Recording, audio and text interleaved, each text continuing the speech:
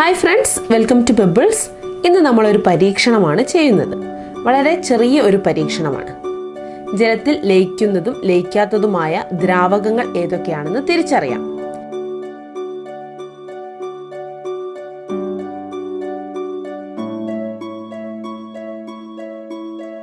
ഈ പരീക്ഷണത്തിന് നമുക്ക് ആവശ്യമുള്ള വസ്തുക്കൾ 3 ഗ്ലാസ്, കുറച്ച് പാൽ, കുറച്ച് എണ്ണ, കുറച്ച് മഷി. ഇവിടെ ചുവന്ന മഷിയാണ് എടുത്തിരിക്കുന്നത്. നമുക്ക് പരീക്ഷണം തുടങ്ങാം.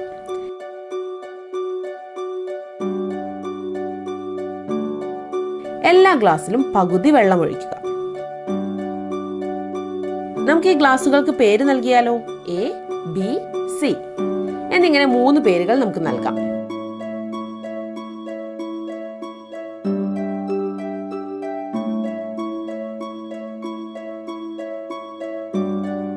ഗ്ലാസ് എയിൽ ഞാൻ കുറച്ച് പാൽ ചേർക്കുകയാണ്.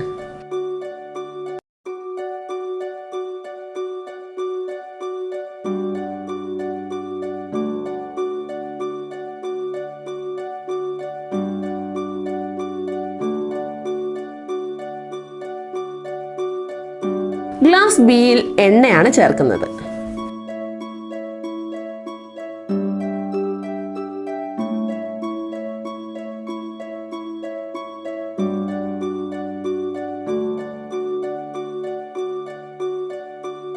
ഗ്ലാസ് സിയിൽ നമ്മൾ ചേർക്കുന്നത് മഷിയാണ്.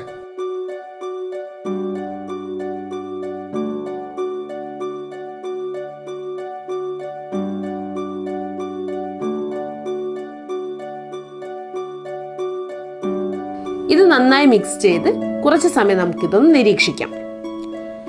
ഗ്ലാസ് എയിൽ പാൽ ജലവുമായി ചേർന്നിരിക്കുന്നു. നമുക്ക് രണ്ടിനെയും വേറെ വേറെ കാണാൻ സാധിക്കുന്നില്ല. അതുകൊണ്ട് പാൽ ജലത്തിൽ ലയിക്കുന്ന ദ്രാവകമാണ്.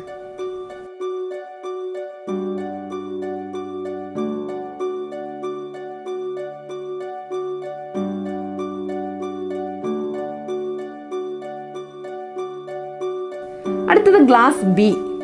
ഗ്ലാസ് ബിയിൽ നമ്മൾ എണ്ണയായിരുന്നു ഒഴിച്ചിട്ടുണ്ടായിരുന്നത്. നമുക്ക് ബിയിൽ നോക്കുന്ന സമയത്ത് എണ്ണ മുകളിൽ പൊങ്ങി നിൽക്കുന്നതായിട്ട് നമുക്ക് കാണാൻ സാധിക്കുന്നുണ്ട്. അതിന്റെ അർത്ഥം എന്താണ്? എണ്ണ വെള്ളത്തിൽ ലയിക്കാത്ത ദ്രാവകമാണ്.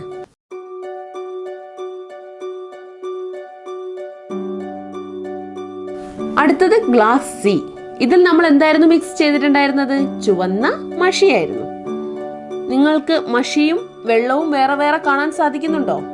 ഇല്ല, വെള്ളത്തിൽ മഷി ലയിച്ചു ചേർന്നിരിക്കുകയാണ് അല്ലേ? ഇതിൽ നിന്ന് നമുക്ക് എന്ത് മനസ്സിലായി? മഷി വെള്ളത്തിൽ ലയിക്കുന്ന ദ്രാവകമാണ്.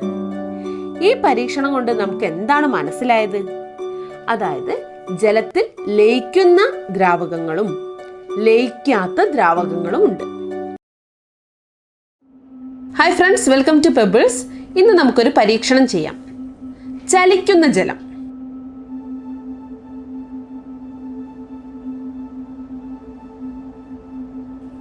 ഈ പരീക്ഷണത്തിന് ആവശ്യമായ സാധനങ്ങൾ: 2 പേപ്പർ കപ്പ്,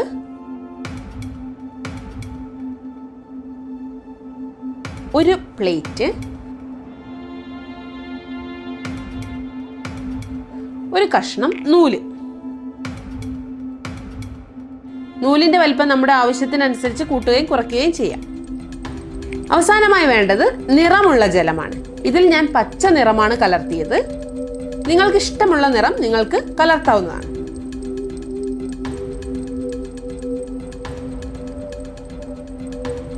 ആദ്യം തന്നെ ഈ നിറമുള്ള ജലം നമുക്കൊരു കപ്പിലേക്ക് ഒഴിക്കാം. 2 കപ്പുണ്ട്, അതിനകത്ത് 1 കപ്പിലേക്ക് നമുക്ക് ഈ ജലം ഒഴിച്ചു വെക്കാം. കപ്പിന്റെ പകുതി വരെ മാത്രം ജലം ഒഴിച്ചാൽ മതി. ബാക്കിയുള്ള ജലം നമുക്ക് ആ ഒരു ബൗളിൽ തന്നെ നമുക്ക് അവിടെ സൂക്ഷിച്ചു വെക്കാം. ഇപ്പോൾ നമ്മൾ 2 കപ്പുള്ളതിൽ 1 കപ്പിൽ പകുതിയോളം ജലം എടുത്തിട്ടുണ്ട്. അടുത്ത കപ്പിൽ ഒന്നും ഇല്ല. ഇനി നമുക്ക് വെള്ളമുള്ള കപ്പിൽ നിന്നും വെള്ളമില്ലാത്ത കപ്പിലേക്ക് വെള്ളം ഒഴിക്കണം. നമ്മൾ വെള്ളം ഒഴിക്കുന്നത് ഡയറക്റ്റ് ആയിട്ട് ഒഴിക്കുകയല്ല. നമുക്ക് ഈ നൂല് ഉപയോഗിച്ച് എങ്ങനെ ഒരു കപ്പിൽ നിന്നും അടുത്ത കപ്പിലേക്ക് ജലത്തെ എത്തിക്കാമെന്ന് നോക്കാം. ആദ്യം തന്നെ നമ്മൾ ബാക്കി വന്ന ജലമുള്ള ബൗളിൽ നമ്മുടെ നൂല് നന്നായിട്ട് മുക്കി വെക്കാം. നൂലിൽ നന്നായി ജലം കുടിക്കുന്നത് വരെ നമുക്ക് ആ കപ്പിലിട്ട് വെക്കാവുന്നതാണ്. ഇപ്പോൾ നോക്കൂ, നൂല് നന്നായി നനഞ്ഞിട്ടുണ്ട്.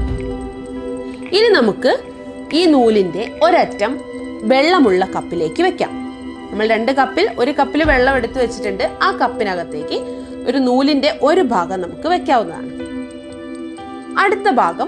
അടുത്ത കപ്പ് നമുക്ക് ഈ പ്ലേറ്റിലേക്ക് മാറ്റി വെക്കാം. നൂലിന്റെ ബാക്കി ഭാഗം നമുക്ക് ആ കപ്പിലേക്ക് വെക്കാവുന്നതാണ്.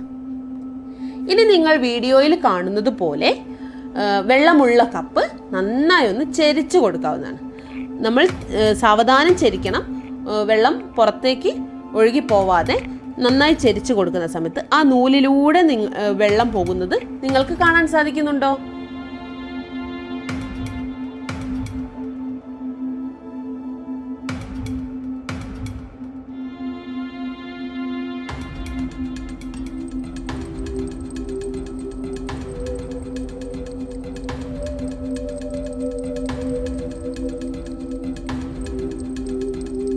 ജലം പതുക്കെ നൂലിലൂടെ അടുത്ത കപ്പിലേക്ക് പോകുന്നത് നമുക്ക് കാണാൻ കഴിയുന്നുണ്ടല്ലേ? നോക്കൂ, കപ്പ് നിറഞ്ഞു വരുന്നുണ്ട്.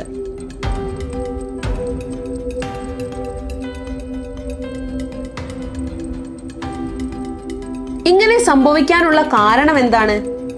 നൂലിലൂടെ വെള്ളം അടുത്ത കപ്പിലേക്ക് പോവാനുള്ള കാരണം എന്താണ്? ഇവിടെ നമ്മൾ പ്രയോഗിച്ചിരിക്കുന്ന തത്വം കൊഹിഷൻ എന്ന തത്വമാണ്. ഇന്ന് നമുക്കൊരു ലഘു പരീക്ഷണം ചെയ്യാം. ഉയരുന്ന ജലം. നമ്മൾ ഇന്നിവിടെ ചെയ്യാൻ പോകുന്ന പരീക്ഷണം ജലത്തെ ഉയർത്തുന്നതാണ്. സാധാരണയായി ജലം താഴേക്ക് പതിക്കുന്നതാണ് നമ്മൾ കാണാറുള്ളത്. ഉദാഹരണമായി വെള്ളച്ചാട്ടങ്ങൾ. ഈ പരീക്ഷണത്തിൽ നമ്മൾ കാണാൻ പോകുന്നത് എങ്ങനെ ജലത്തെ ഉയർത്താം എന്നതാണ്. അപ്പോൾ നമുക്ക് പരീക്ഷണത്തിലേക്ക് പോകാം.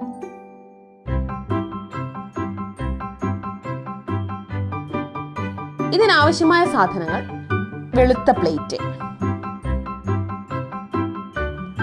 ഒരു മെഴുകുതിരി, ജലം, കുറച്ച് കളർ, ഒരു ഗ്ലാസ്. ഇത്രയും സാധനങ്ങളാണ് ഇതിനാവശ്യമായിട്ടുള്ളത്.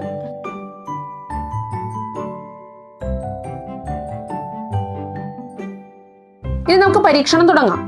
ആദ്യമായി ഒരു മെഴുകുതിരി പ്ലേറ്റിൽ സ്ഥാപിക്കുക. കുറച്ച് കളർ ജലത്തിൽ ചേർക്കുക.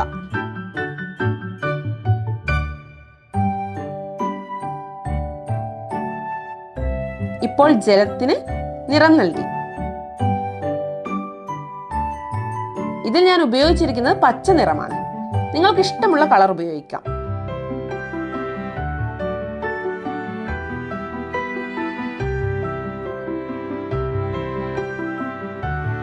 ഇനി നമുക്ക് ഈ നിറമുള്ള ജലത്തെ പ്ലേറ്റിലേക്ക് ഒഴിക്കാം.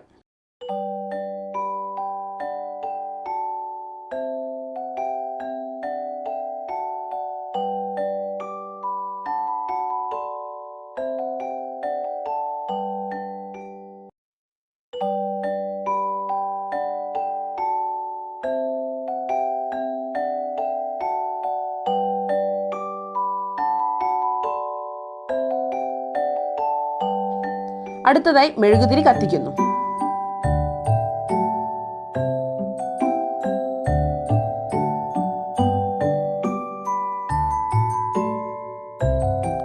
മെഴുകുതിരി ജ്വലിക്കാനായി ഓക്സിജൻ ആവശ്യമാണ്.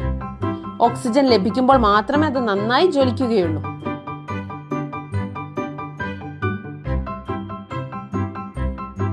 ഇനി നമുക്കൊരു ഗ്ലാസ് മെഴുകുതിരിക്ക് മുകളിലായി കമഴ്ത്തി വെക്കാം. ഇപ്പോൾ നമുക്ക് എന്താണ് സംഭവിക്കുന്നതെന്ന് നോക്കാം. തുടക്കത്തിൽ മെഴുകുതിരി നന്നായി ജ്വലിച്ചിരുന്നു.